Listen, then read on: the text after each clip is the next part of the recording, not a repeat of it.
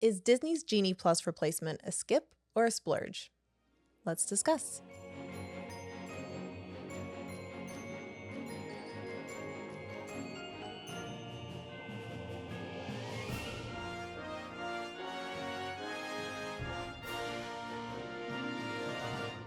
Welcome to Princess and Scoundrel, where we take you along our scrappily ever after, from Fantasyland to Tatooine and everything in between. I'm Sarah. And I'm Steven. And it's another day, another replacement system for FastPass, FastPass Plus, Genie Plus. And so now we've finally tested it out and feel that we are prepared to talk about Disney's Lightning Lane Multipass. I loved making the joke as soon as it dropped.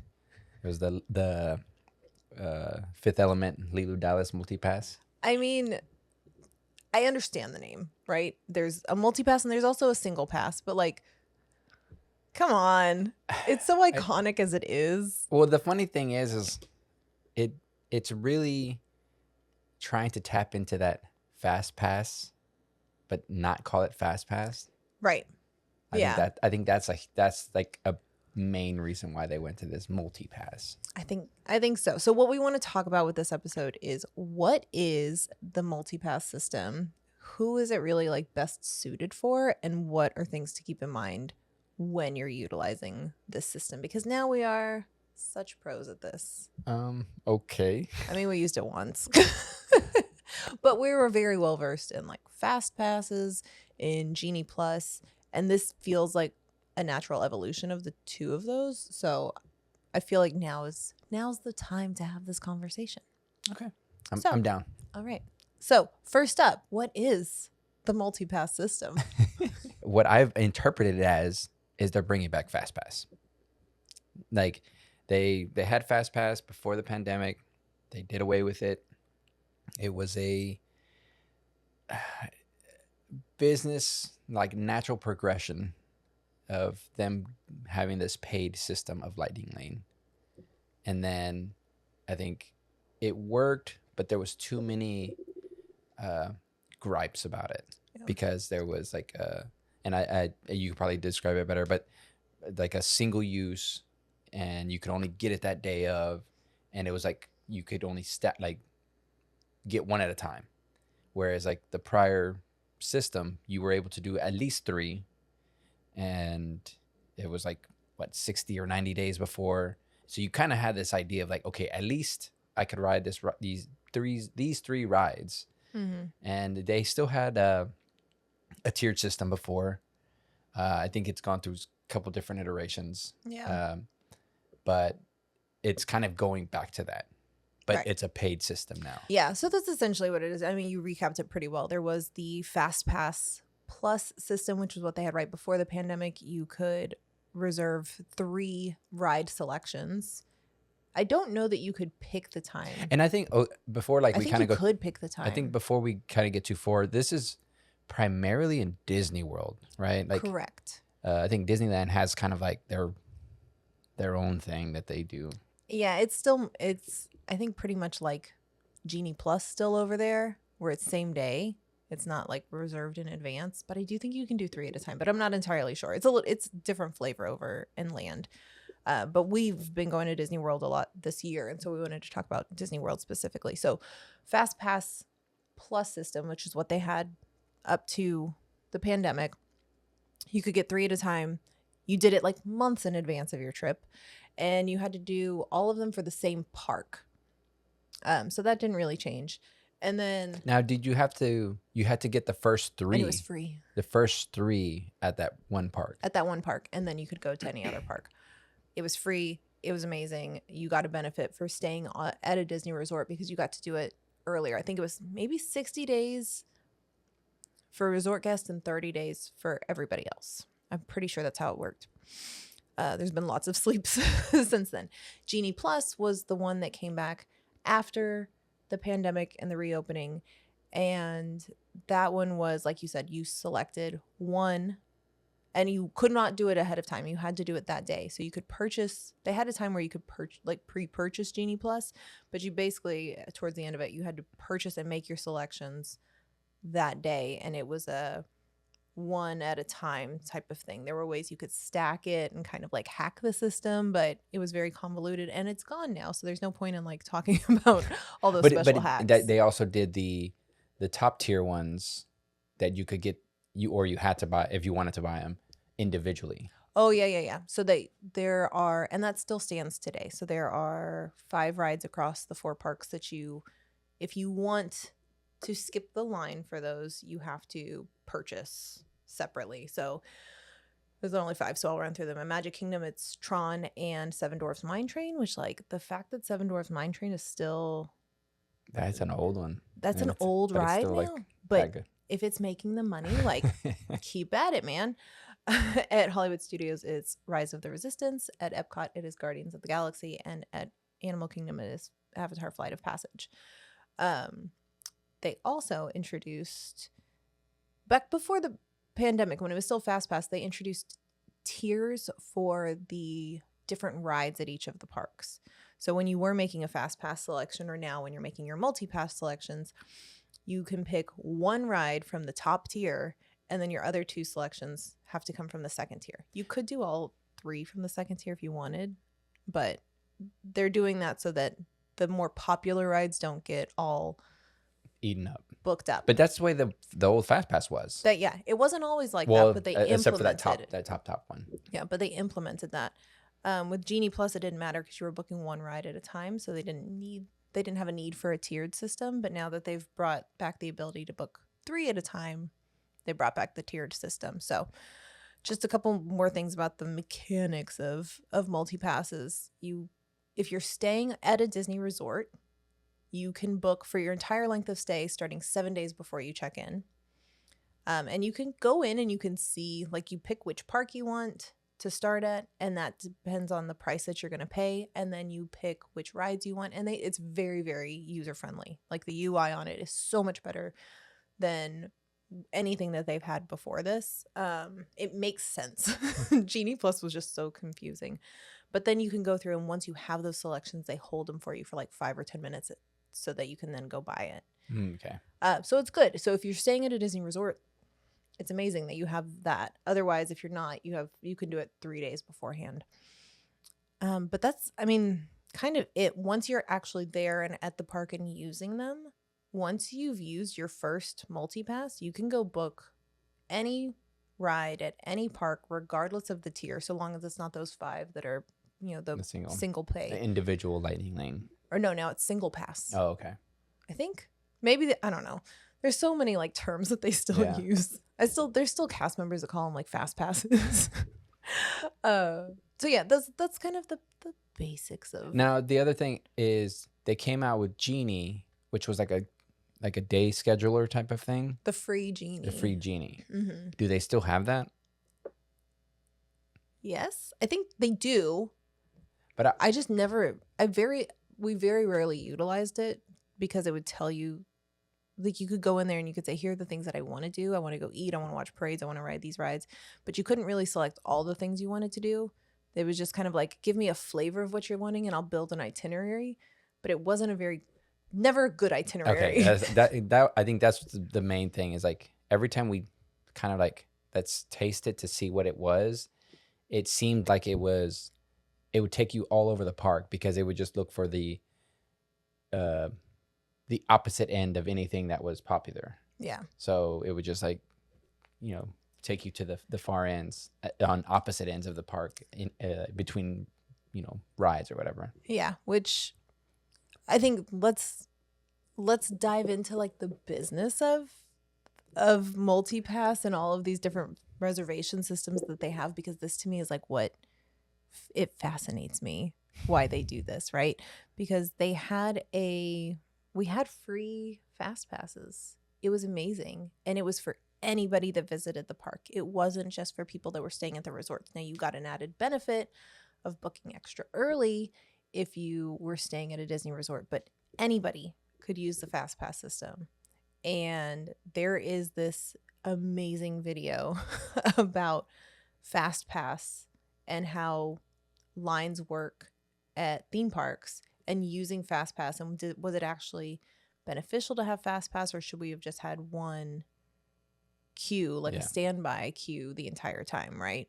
It was very long. It was like 2 hours. It was It was like a a good one. movie, It but was it was a great. the Defunctland one. I think Yeah, we've talked about it before. It's like a great video. it was really, really, but it was like 2 hours long or an hour and a half. It was, but totally worth the watch. But then it moved to the pandemic, the shutdown, and during the shutdown, they made a lot of shifts in their business model to start charging, either removing things that were free or start charging for things that had previously been free. Yeah. And Genie Plus was one of those things. Yeah. But when they did it in a way that a lot of people were really upset about, because you went from 3 free rides, guaranteed 3 free rides, to one at a time. And it was like you had to refresh every time just to go ride that next ride. And so your battery's getting drained. Like, you're getting drained because you're constantly on your phone. Yeah. Yeah. I think that was a big one. Like, just you're having to constantly be looking at it, refreshing. And it was going straight into, all right, well, we can't do anything. And then the argument that when we tried at that initial time was you were waiting just outside the line. So instead of waiting in the standby line, you're waiting outside, maybe going to eat, maybe doing something else, but you have to be ready to hop into the or the lightning lane. Right. Lane. Yeah. And you still have to wait there. It wasn't a thing of like you getting straight on the ride. It's a shorter queue. Yeah. And I think for me, that's why it never seemed like, after the couple times that we did it, it didn't sell it for me. No. Because it just was so like, you didn't get to use it enough. Like, for me, we didn't use it enough. Right. Well, we're fortunate that we go to the parks a lot. Yeah. We're annual pass holders. And so I think the way we would use Genie Plus is if we were going for a long enough time and we knew we were going to have a day where we started at Magic Kingdom, then we would buy it for that one day that we were going to start at Magic Kingdom, because that's where you have the most rides that you could use Genie Plus for. And so we felt like we were getting more for our money. And that was the other thing too, is like they had different pricing for the different parks. And they still do. So when Genie Plus first came out, it was a set price for everything. And then they were like, you know what, we could make more money at this. And they moved to variable pricing by park and seasonal pricing. We got there. So depending on what day you want to go to Magic Kingdom, it could be $15 per person. It could be $30 per person. But we went on one of those like really high volume days. Did we pay for it? I think so. We may have. Because I remember it, like us going like in the thick of summer. We're like even more furious about spending money on it. Well, but see, the thing is like, and there's like this delicate balance, because when it's cheaper, I mean, now I'm referring to the new multi-pass. Yeah. We got to use that one. And it, I was, again, kind of happy because it felt like Fast Pass. We got to pick our 3 rides ahead of time, but it wasn't the top tier ride, the Tron ride. It was, basically tier 2, tier 3 is what I'm going to kind of consider it. Tier 1 is going to be that top one that everybody wants to go to. Well, that's a little confusing though, because they have tier 1 and tier 2 rides. Okay. So then what is that? So I think we did like the single. I think we did like Big Thunder, and then we did Haunted Mansion and. Well, no, but I'm just saying, like, those single and like. We'll call those the fancy rides. Yeah, the fancy rides. Yeah. So going on the fancy rides, like, I didn't want to pay for them because unless I really want to ride those rides. Right. But I was like, we're not doing that. We're just doing the multi-pass. So we start, stacking our deck with the three rides. Yeah. But the thing is we went on a day that there's a Halloween party. Mm-hmm. So we're like, okay, we're going to go there before because we're not going to be there all day. And if on those party days, the park typically is not busy till the end when it's party time. Right. Because what happens at Magic Kingdom on whether it's a Halloween party or a Christmas party, Magic Kingdom will technically shut at 6 p.m. And so if you buy a ticket for that day, they're going to kick you out of the park starting at 6. And there's like a turnover of like an hour from 6 to 7. Where they won't kick you out, but they won't let you ride anything. They won't let you ride anything. And then eventually they start like pushing what are those games you play where they like make the circle smaller? Like one of those games. Yeah.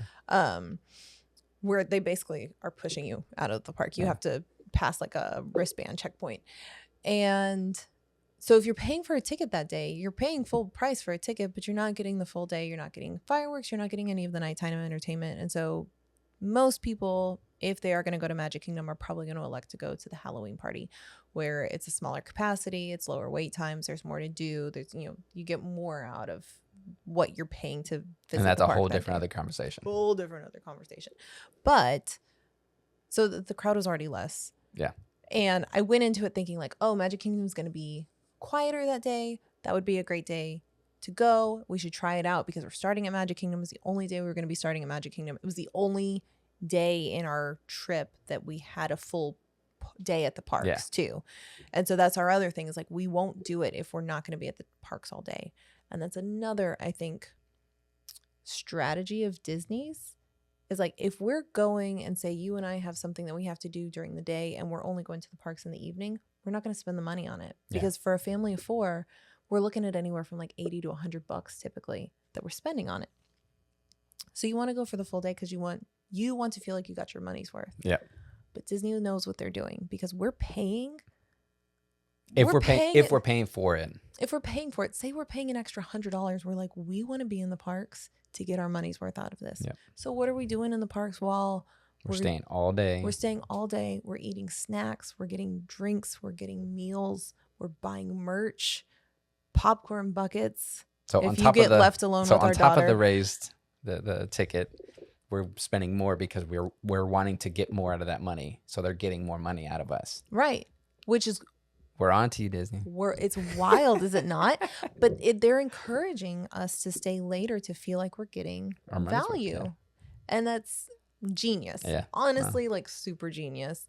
Because before we really started thinking about this conversation, that's not something I thought about, but it's true because we will not buy it if we're not going to spend all day in the parks. Yeah. And again, like before if we were going to be there for just a certain amount of time, we were like, okay, we want to do the top, Cosmic Rewind. Yeah. Or if we wanted to just do Tron, like we would just buy that. The single ones. Yeah. So, yeah, I mean, it's smart. As far as business wise, it's really smart. So let's compare it quickly to what Universal Studios does, which they have two options. Well, they have two options. They have an Express Pass and they have an unlimited Express Pass. And the way theirs works is you buy it as a ticket add-on, and then you can just walk up to pretty much any ride in the park and go through their lightning lane, if you will. That's the Express Pass. That's their so Express every ride, lane. They don't have any like tiers. They don't have any tiers. There are some rides that you can't do it on. Like I think Hagrid's you can't, and like maybe a couple of other ones. But for the most part, you can just kind of walk into the fast line. Now, do they have any kind of thing for Hagrid's? No. Okay. Maybe a single rider. Okay. But that's it. Not it's that a great well. equalizer. Like, yeah, everybody has to wait on that Everybody one. just sit in line. But whereas the multi-pass is anywhere from, say, $15 to $30 a person, the Express Pass, depending on if you're doing the plain Express Pass or the unlimited Express Pass, and again, with seasonality, it can be anywhere from $80 to $380 per person. Per person. If you're buying an Express Pass on like New Year's Eve, it's like $380 wow. per person. So I did the math because I was like, $380 per person on top of your park ticket for that day. And those parks over at Universal Studios, they close at like 6 or 7 p.m. So you're paying a lot of money. So I was like, well, how much if you maxed out a VIP tour at Disney? The lowest rate that it is $450, and the minimum you can do is 7 hours. If you max that out, it is $315 per person to do VIP tour for 7 hours at Disney. So how many people? For 10 people. Oh, 10 people. Okay. Right. And that's if you're just going by yourself, or you're 1 out of 10. Okay. You're not having to pay for it like us, where we have to pay for like 4 people. But you're comparing. Now, that's a different conversation too, of like comparing express pass where you could just, if you wanted to go ride one ride over and over and over again, you can go do that. I guess Oh, so technically with VIP tour you can. There's some rides you can only so ride fast once. pass it's only that one time and Yeah. Well, with their express pass, it's each ride once. With okay. their unlimited express pass, it's any of the eligible rides, unlimited amounts of time. Gotcha. VIP tours kind of at Disney is a little bit similar in that you It's can just you can ride over and over and your over time. again, but there's only certain rides that you can ride one time. Oh, okay. Yeah, I think like Guardians and Rise, The big ones. and Tron. Yeah, like the fancy rides. Yeah. So yeah, it's interesting because more often than not, and here's where it gets a little hard from a travel gym perspective, is like I don't really get to see because we don't get to help with purchasing multipass because it's something that you do on your app 7 days beforehand. It's not something you sell as an add-on. Yeah. So I don't really see the number of people that do it or if they do it every day or whatever. But more often than not, people will add on Express Pass for their Universal vacations. And I think it's the freedom of just being able to walk up to a ride and go right in. Or the other wonderful thing about Universal is if you stay at their nice resort, that unlimited Express Pass is included. Wow. Which is a huge benefit. That's a huge benefit. It's a huge benefit. And there's hacks and there's things to like get that.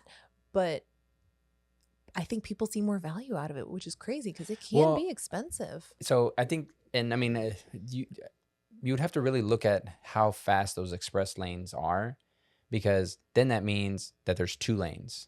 So yes, it's great that I could get it and I could just get in the line. I don't have to like schedule it. I just get in whatever line I want. Right. Get in at least once, every ride. But if now that express lane is the 30-minute line and then the standby is the 2-hour line, as like it doesn't make it that much better. Right. But I think because they've priced it higher, those express lanes are shorter. Yeah. I've only done it once, but man, when I did it, it was nice. There was like one ride where I had to wait like 20 minutes, but for the most part, you were just like on the ride. Now, I did, we got to go to the Hollywood Horror Nights. Halloween Horror Nights. That's on the other side, right? But that was something that I was like, you know what? Because we're only going that once a year, it's something that I would consider because I don't want to wait. Like it's 6 to 2 or 6:30 to 2 that it's open. Yeah. So it's a pretty finite time and I want to be able to enjoy all of them, all the houses. I think that would be something to consider to use it. Right. Like, I think it's on the opposite end on that one. Like, you have a shorter amount of time. You know what? Let me spend the more money to. Whereas, like on Disney, we're kind of thinking, well, if I don't get to utilize it as much as I can, I'm not going to get it. Right. So. Yeah. And that's tricky because those are like special ticketed events. And with Halloween Horror Nights, you have the option of adding an express pass or doing like they call it an RIP tour instead of a VIP tour. And you could do that like private or shared. Like there's good options for that. Maybe maybe we can actually go to that together next year. But if we do, like there's other options there. But for a normal park day, like anybody, you could go to Disney every single day of the year and you could buy this if you wanted to. But like, would you? Is it worth it? So I guess let's talk about our experience with it and what we thought of it and if we think it's right for people, like what situations we think it's right for people. So we did it, like we said, it was a party day at Magic Kingdom, but I got on 7 days before. I did not get on at the 7 a.m. mark when they first went live because honestly, I just didn't care that much. I was like, I'm not going to wake up early to do this. But I will. But I think that goes into it is like, because we're AP, we go to the park fairly often. We're not necessarily trying to jam pack the day of rides. Right. And I think that's something to consider. If it's somebody doesn't go or hasn't been to Disney World and they want to make sure they get, they're buying a 1-day ticket type of thing or a park hopper for that day and they want to try to get as much as they want, you're going to want to do like getting on as soon as they open so you could get the earliest, earliest fast pass for the first one and this, the next one type Right. of thing. Yeah. Or like really hack it where you're like, okay, if I have this one, I got to make sure I still rope drop to get to the first one. Yeah. Well, so we were actually going to meet up with friends that day that are local, and I had gotten on and I had gotten our express passes. My bad. Our multi passes for the day. I got our 3, days before, 7 days before, because we were staying on site, and we were going to meet up with them. And when she could book 3 days before as a local that wasn't staying at a Disney property, she was like, I'm looking at the availability, and she's like, it's awful. She's like, I can't. She's like, it's so frustrating. She's like, because there's never anything good available. And so she ended up not buying it. And I get it. Like, for me, as an annual pass holder and somebody that as we frequent the parks, I don't think it's something that you really need to use unless you're trying to jam a lot of rides in. Yeah. You have people in from out of town. You know, I don't know, you've got some kind of challenge that you want to do, because in our experience with it, the crowds were low enough that day but weirdly, there were some things that we couldn't get return times for. So we were having to kind of bounce around the parks to just use them for the sake of using them. Like, at one point I grabbed magic or the teacups, and you were like, the line, there's nobody in line. I was like, we bought this. But that's what happens. So it's, you want to use it. I So wanted to use it. You're like, let's use it. And it's like, it's not really benefiting us. And then we didn't do Tron. So it was one of those like, and I think that was also too, they opened up standby on that one, right? Yeah, that one is on standby now. It's no longer virtual queue. So it's like, we could just go stand in line for that one. But I think if you go often enough, I don't think there's that pressure of getting the multi pass. Yeah. Like, it works. It works the way it's supposed to. And it's nice knowing that you're going into that park day knowing that you have 3 rides that you get to ride. Yeah. Just like yes before. yes and no, because it's, again, they're sometimes spread out throughout the day, so you don't get them like pretty condensed. Like, you don't get them condensed. Now you could, again, if you know the parks enough, you could say, okay, well, I'm gonna get this one this time. Yeah. Go stand by. We'll get into some of the tips for working the system, but yeah, I mean, if you're an annual pass holder, and I think I don't think see we're a saying benefit of that. I don't. Yeah. But as far as like someone that doesn't go often, it sucks that it's a added price to the ticket, but it's almost needed. Right. Because again, I'm looking now at, when we go to Japan or Paris type of thing. Buy every. But that's what I'm saying, because we're not annual pass holders, and we Yeah. want to make sure we get as much as we can out of those parks. Yeah. So we're gonna have to buy every, type of extra ticket that they have, Right. which sucks. Yeah. That's how they get us. But I think, how do you feel about it for like large families? Because think about if you're not an annual pass holder and you're paying for the park tickets for that day. Again, that's why it sucks. But what if you go maybe Because twice a year? We're not a big family, but we're a family of 4. But it sucks paying for, 4 passes. Mm-hmm. And then sometimes, one of the kids doesn't want to ride something. Mm-hmm. So that means for us, one of us has to sit out, or we have to go split, and then we go ride teacups. Yeah. But yeah, I mean, for us, we bought it, and I think we got our first 3 rides, and then I booked like Tomorrowland Speedway and teacups because I was like, we're using this. Yeah.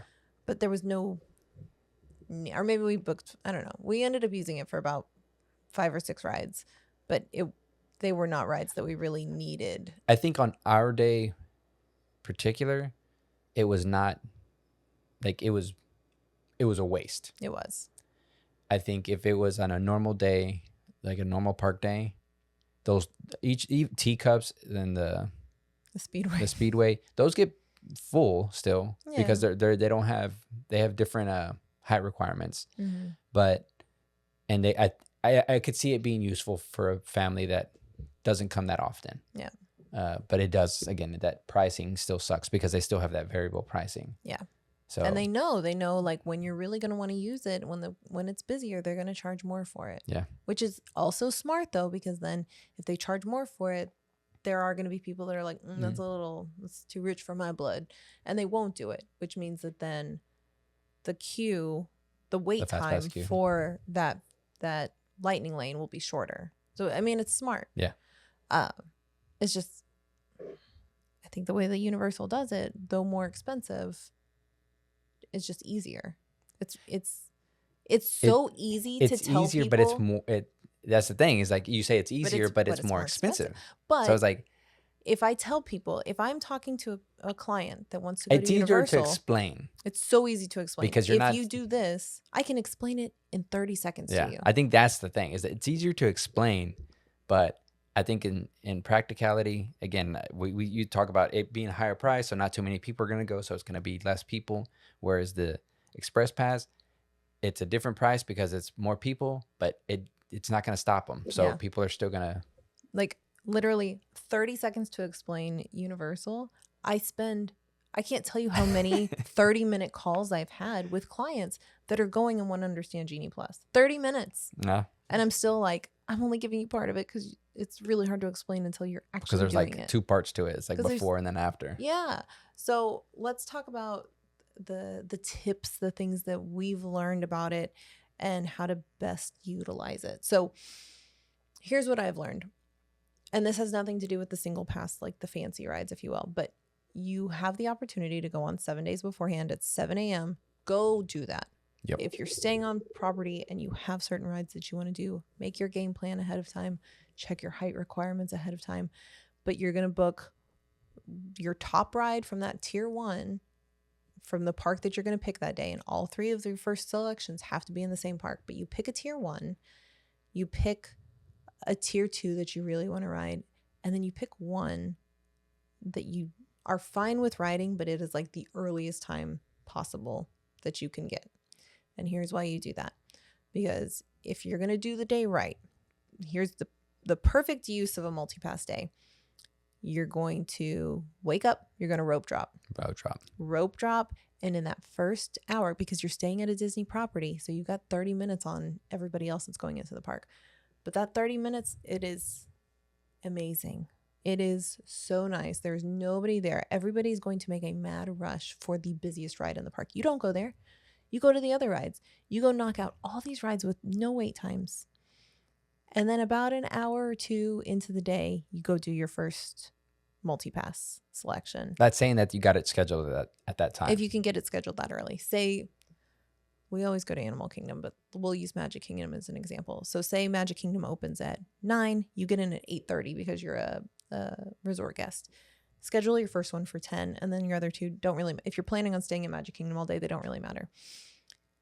Go ride all the rides, go do all of the things. 10 o'clock comes, you've got Pirates, because Pirates is always easy to get. Boom, you go ride Pirates, and as soon as you tap in, I don't remember if that's a 1 or a 2 tap, but as soon as you tap in, you go back on the app and you can book for any ride.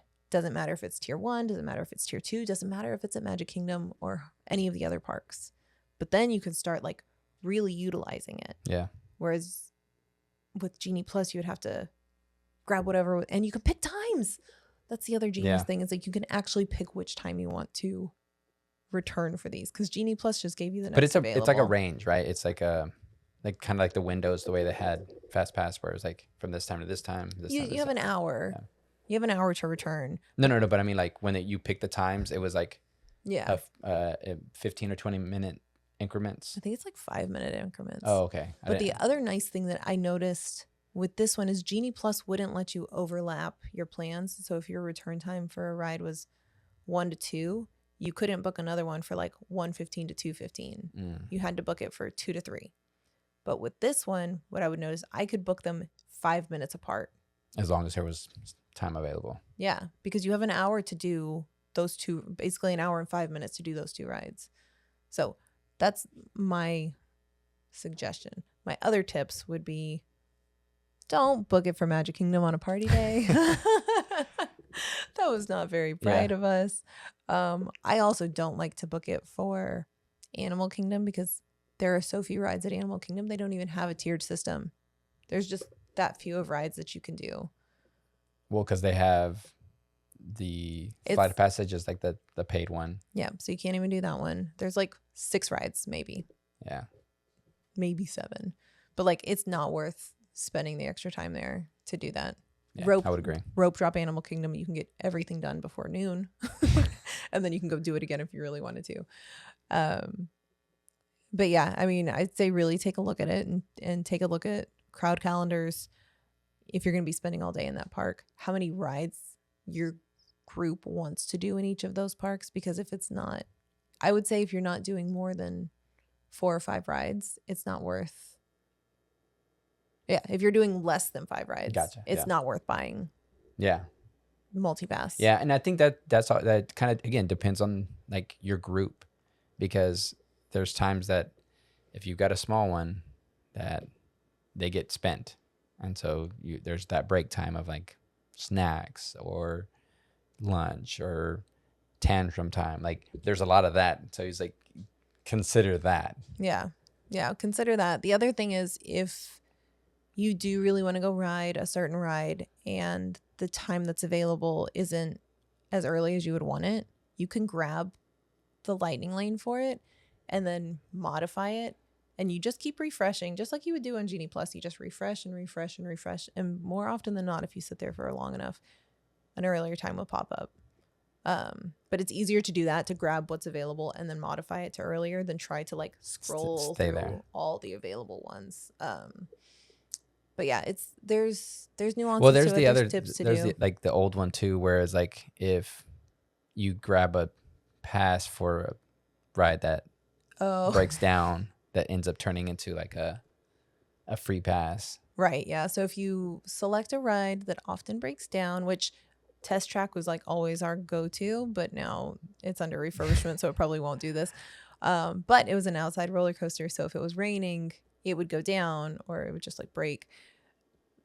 If you had a lightning lane around that time, they would say, "Oh, we're so sorry, we can't fulfill this lightning lane, but you can use it on any of these other rides in this park for the rest of the day." Yeah. And it was like an open-ended lightning lane, which was really nice. So yeah, there's always the option for that. So if you know which rides break down a lot, you can always select that and see what happens. Like cross your fingers, hopefully it breaks down. If there's bad weather, just look for the outdoor roller coasters. It's like Slinky Dog. But yeah, I think those are the main things. Like, I think we walked through. Well, what did we do? Let's recap a little bit. Yeah.